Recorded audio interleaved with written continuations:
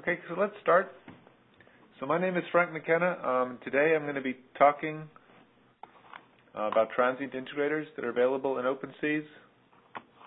The link for the website, or for the material I'm going to present, is right here, opensees.berkeley.edu/webinars, transientmaterial.zip.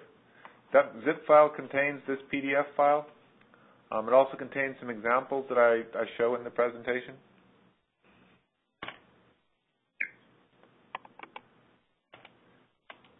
So before I go, let me tell you that basically I'm going to just play with single degree of freedom models in this presentation.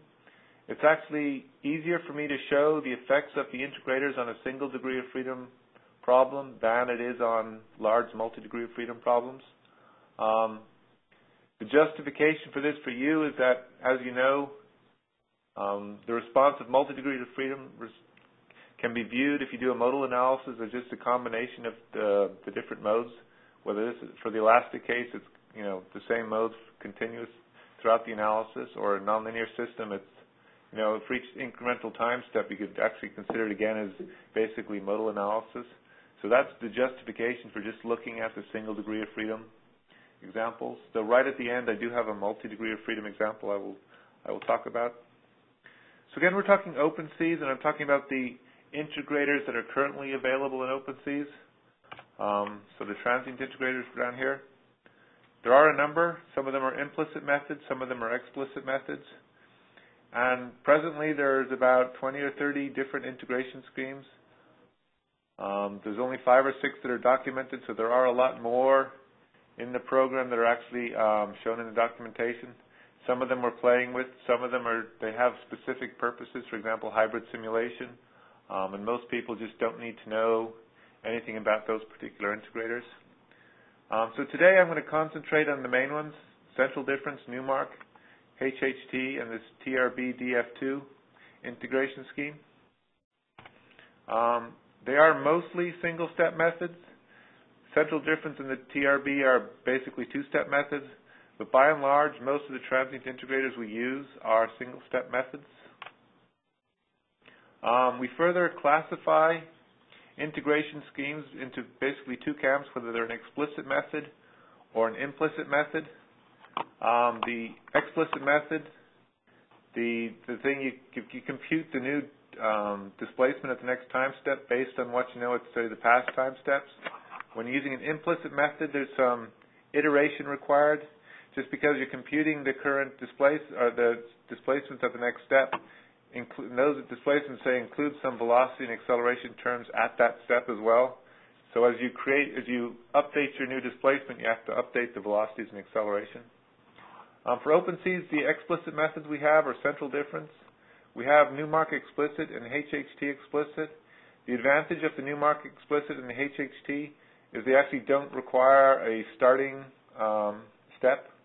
Central difference typically does require a starting step, but it's okay to use an earthquake analysis because right at the start there's basically nothing going on in the earthquake excitation. So the fact that we actually don't do this initial step is actually okay for earthquake simulations. It can have a problem, say if you're doing a cosine wave or something like that. The implicit methods we have are Newmark, HHT, and this TRB-DF2. Both Newmark and HHT have some arguments associated with them. We'll talk about those arguments sort of in this presentation, show you what they do. And the thing to remember about the explicit methods is when you're using an explicit method, you have to use the linear solution algorithm. As I say again, it calculates the displacement to the next step. It's one step. It knows it because it knows. It's all based on what's happened basically at the previous steps. So it knows what the next displacement is. It's a very quick update. Also, in the absence of damping, it requires all the explicit integrators require a full mass matrix. If you look into the theory, it's basically in the absence of damping, it's just m inverse times some value equals some basically right-hand side. So if that mass matrix is not invertible, the algorithm will fail. So these are just the two things to note for the explicit. When you're using the implicit, you can use anything, any of the algorithms. Stability in linear systems. So basically, first part of the presentation, I'm pretty much concentrating on linear systems. Stability, basically the solution, what stability means is that the solution is bounded. It doesn't go crazy. And accuracy are the most talked about properties of a time integration scheme. For most integration scheme, stability and accuracy provisions that you read about in the paper, they're actually for linear dynamical systems, and that's very important. We use them constantly when we're looking at nonlinear problems, but these algorithms were developed at a time when people were just really concerned with linear systems. So the stability conditions and the accuracy you read about are for linear dynamical systems. Again, they don't apply necessarily to the nonlinear case, and that's something you have to be aware of when you're using them in nonlinear situations. So for stability, there's basically two things. There's a conditional stability, where the numerical procedure is bounded if the time step is less than some stability limit. When we're looking at sort of models with multi-degrees of freedom, it means that the time step has to be inversely proportional to the highest frequency, or the frequency with the largest value. So don't base it on, T1, base it on Tn, the delta T that you have to pick. What we like are algorithms that are unconditionally stable. Basically, the solution is bounded regardless of what time step you specify. So, if you got a large model and you don't really want to look at what the different periods are, if you use an unconditionally stable model, unconditionally stable algorithm, your solution will be fine in the linear case. So here are the stability limits for the common integrators that we use. Basically, the central difference, again, is conditionally stable, providing that the time step over the period is less than 1 over pi, which is about 0.318. Newmark's methods are unconditionally stable, providing this little criteria here is met. For the typical one that most people use, the average acceleration method, these are the gamma and beta factors. Our linear acceleration Newmark method, these are the gamma and beta factors. The average acceleration method is unconditionally stable, no matter what delta T you pick. The linear solution algorithm is not. So if you use the linear Newmark algorithm, you have to make sure that the delta T over Tn is less than the stability condition. So it's delta T over Tn is less than about 0.55 is what the value is. So now I'm going to basically show those three integration schemes, Newmark, linear and average, and central difference for this small example here. This example is taken out of Professor Chopra's books, Dynamics of Structures, section 5.5. All it is basically a little lollipop, free vibration problem. It's given an initial displacement of 1, initial velocity of 0, and the forcing function over the duration is actually equal to 0. So the exact solution for this problem, U of t is given by U naught cos omega nt. So here's basically the solution. This is example 1.tickle. When this presentation is over, I'll basically quickly show you how to run these examples. But example 1.tickle, if you specify the delta t over Tn equals to 0.32, which is slightly larger than the stability condition for central difference, we see that central difference here, it explodes. So this is what we mean by when we say the solution is not bounded. It just, keeps getting bigger. You see it here for up to about 3 seconds of the duration, where it's just, constantly growing. Whereas both the Newmark average method and the Newmark linear method are both stable. They're bounded for this condition. Now, if we increase increase or decrease the delta t over Tn, we've gone from 0.3 to 0.1. All the conditions, according to the theory, should be bounded. As we see in the response, they are.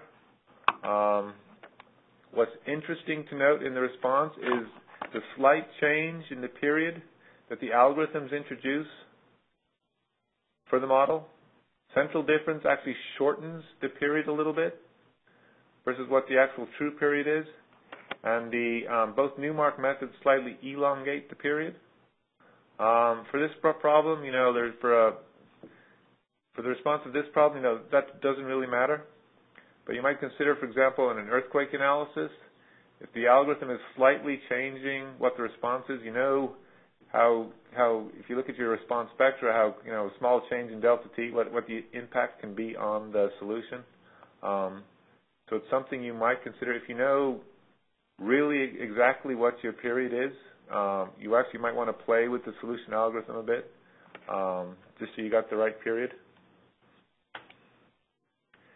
But if we make the delta t over n even smaller, as you see, they all go to the exact solution. You can hardly see any difference between the theoretical solution and what the integrators are giving you. So things to think about when you're using these integration schemes for elastic problems is that the real structures contain an awful lot of different periods. Some of these periods are typically smaller than the time step used. Most people, when they do say a transient analysis, typically it's an earthquake excitation, and they typically use delta t that's coming straight out of the earthquake. In many cases, that delta t will be larger than some of the delta t's for some of the periods. So if you're using central difference or something like that, you have to take that into account and choose the appropriate delta t. So if you don't want to worry about the choice of delta t, just select an algorithm that's unconditionally stable. And again, there are situations when you actually might want to use a conditionally stable algorithm. For example, you're having convergence problems. You want to improve the accuracy, or basically you're just running out. You've got a very large model and you're just running out of room. Because when you use one of the explicit methods, you can actually get away with a diagonal solver, versus the implicit methods all require a sparse solver at best. But you just basically run out of memory to create the memory in your computer to actually hold up the coefficients for the matrix terms. So sometimes your only option is to use an implicit solver.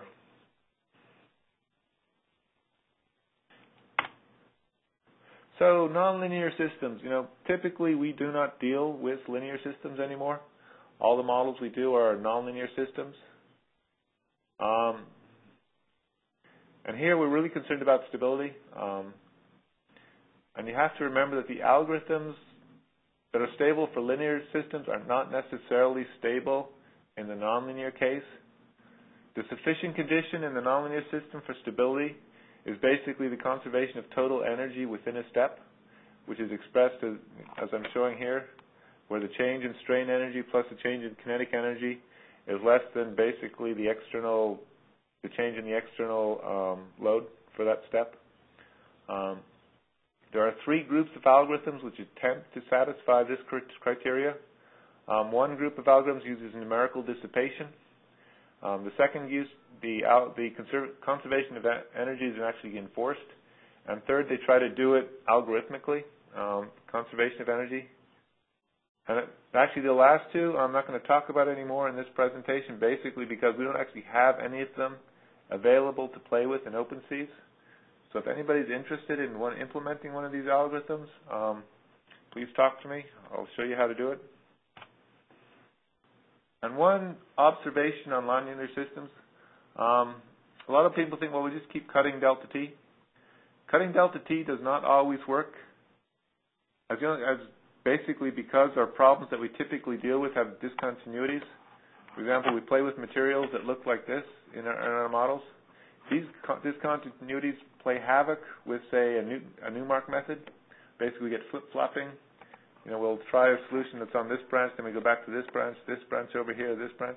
And no matter how small we make the delta t, if it's large delta t, we could be flip-flopping from values over here. But if it's small delta t, we'll be flip-flopping here. We just keep flip-flopping. So Newmark has it can have problems with these discontinuities. And also, even the explicit methods, the error can be, if it's here and we're supposed to be over here, that error that's introduced can actually be quite significant and just cause the solution to wander off from where it's supposed to be. So cutting delta t does not always work for our problems. It's something to be aware of when you're actually doing these nonlinear situations and you've got models where discontinuities are pretty great. And the example I show at the end, we've actually, we've actually got this problem. But if all else fails and you can stomach the time that the extra computation is going to require, try cutting delta T. It might work for your particular problem. Go as small as you're willing to go. When you're doing a long transient analysis, 20 or 30 seconds of earthquake simulation, and you go delta T from 0.01 to 0.00001, it'll just it greatly increases the actual time spent waiting for the analysis to run. So instead of running for minutes, it can run for days or weeks even if you set that delta T too small. So what a lot of people do, and particularly mechanics, is they use what are called the dissipation algorithms.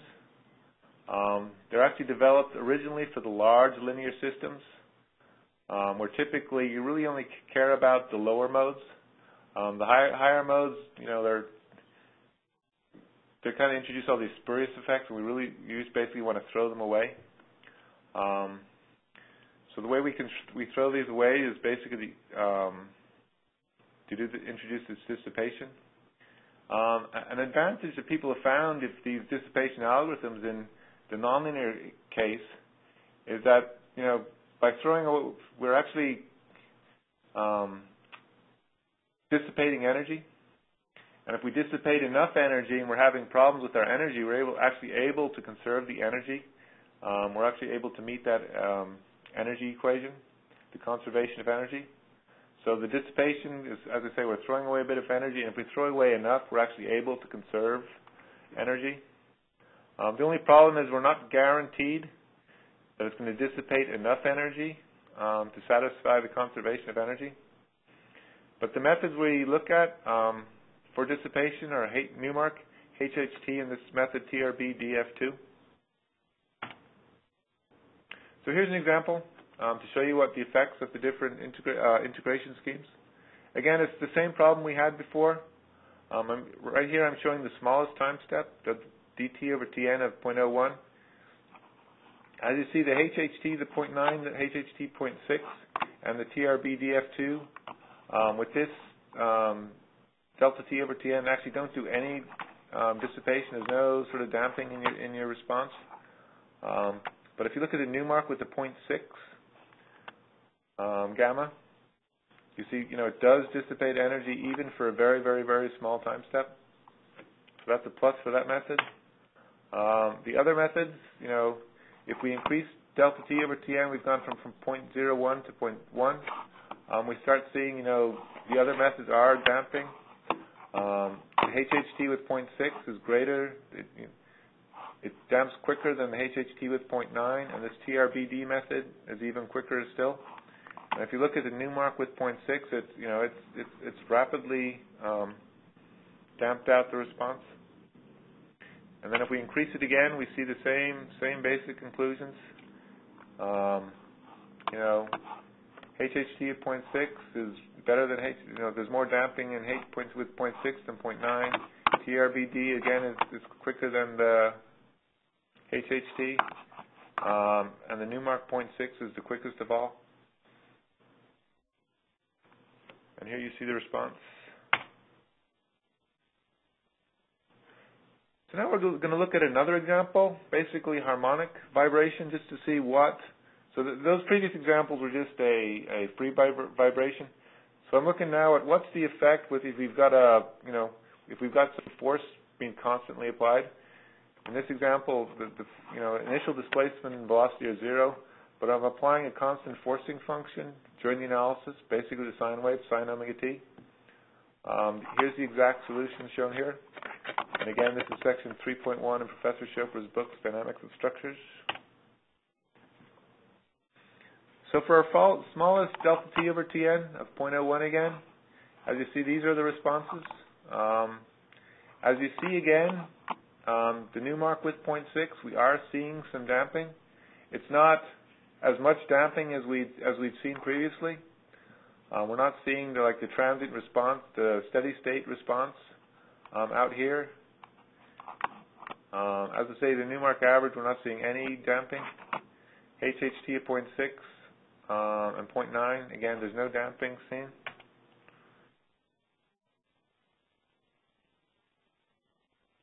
So now we've increased delta T over Tn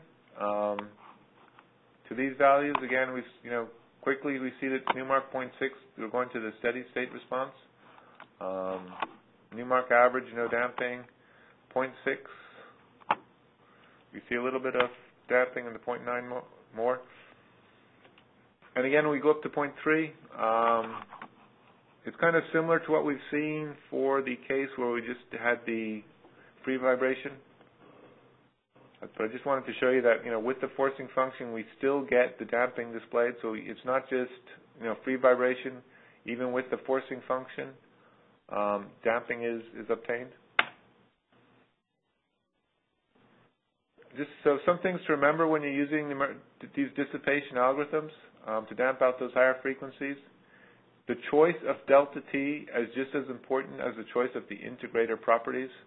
So you can specify for example, you're using HHT and you really want to damp something out, so you might go HHT 0.6. But just remember, if your delta T is very small in relation to the highest period, you're actually not going to get any damping out of the system. And again, why do we damp out these higher frequencies? We're not interested in the spurious modes. We have contact problems. And finally, I know I'm repeating myself again, but we basically want to try and remove energy and hopefully ensure that we're actually meeting that conservation of energy requirement, though that is not guaranteed. So here's this final example I mentioned. It's a multi-degree of freedom problem. This example I'm not sort of permitted to give out to everybody. It's actually from Andreas Schellenberg. It's actually part of their work at Rutherford and Jacquin. So this model was actually used on a project. It's basically a tall building. It's not that tall, 5 or 6 stories, and it's on some friction pendulum bearing, and it's subjected to a ground motion. And what happens is basically when the model starts after gravity analysis, the periods are from 0.5 to 0.015. Just before impact, basically this building is basically lifting up, even with the gravity loads applied. The periods just before it settles down again are 380,000.